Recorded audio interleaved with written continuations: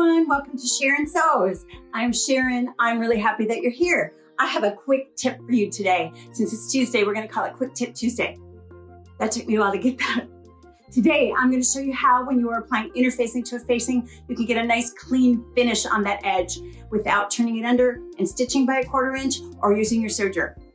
This technique will work if you're using fusible interfacing or sew-in interfacing.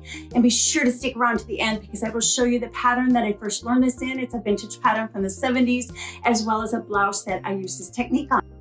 The first thing you want to do is cut out your interfacing to match the facing piece that you're going to apply it to. As you can see, that is what I've done right here.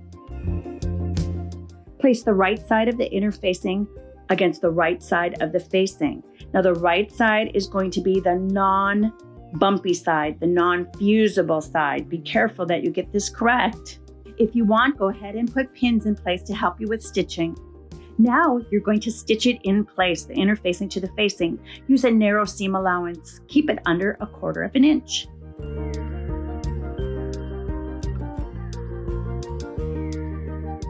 Go ahead and open up the interfacing from the facing.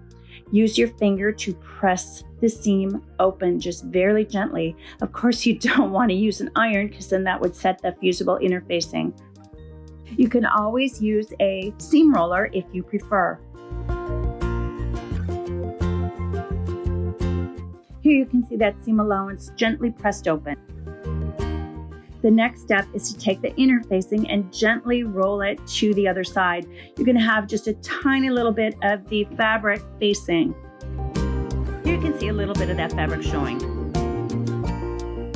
And now it's time to actually fuse the interfacing to the facing. Put your press cloth in place. I'm using silk organza here, and follow the instructions from the manufacturer of the interfacing that you are using.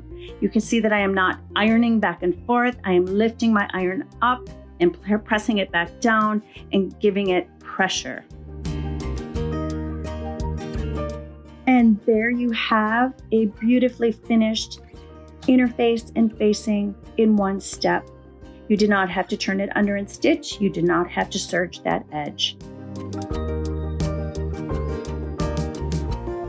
Wasn't that easy? I love using that technique when I need interfacing on a facing. As promised, this is the pattern where I first learned that technique. This is from 1979. It is McCall's pattern. I sewed this probably in the early 80s. I sewed the pants, I sewed the shorts. I also sewed this top. Now I repurchased the pattern. I repurchased it in the size I need now, which is a 14, because back then I sewed a 6 or 8. And I didn't want to have to alter the pattern. Here is the blouse that I sewed. This is fabric from Fabric Mart Fabrics. It was in a bundle. And here I'm going to show you how lovely is that little technique.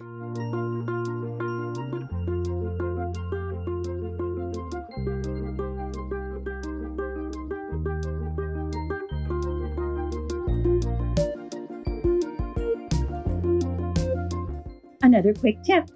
When I get a new pressing cloth, I always mark one upper corner with the words up. That way I know to put my press cloth the correct way when I am fusing to prevent myself from getting fusible on both sides of my press cloth. And there's a quick tip on Tuesday. Thank you for being here. Again, I'm Sharon with Sharon Sews. If you like the video, please give it a thumbs up. Consider subscribing if you have not subscribed yet. And I will see you soon. Happy sewing! Tuesday Tip Tuesday.